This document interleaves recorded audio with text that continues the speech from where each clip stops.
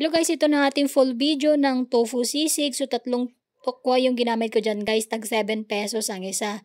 And then, saka ko siya hinati into cubes.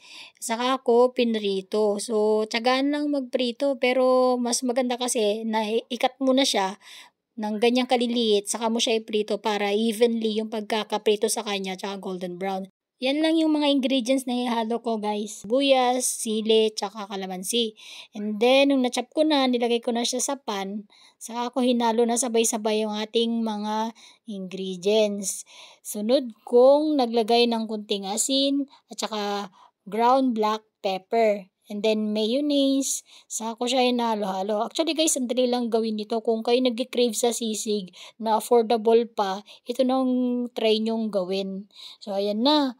Malapit na siyang ihain. So, minix ko, hinalo ko, and then, ayan na guys, plating na. Sinalin ko na siya sa pinggan. So, takam na ako dyan guys. Tingin pa lang, tignan nyo. And then, ayan na. Pero nung tinignan ko siya, hindi ako nasisiyahan dun sa kulay niya. At saka gusto kong dagdagan ng mayonnaise. Kaya dinagdagan ko siya guys. Para mas malasa siya.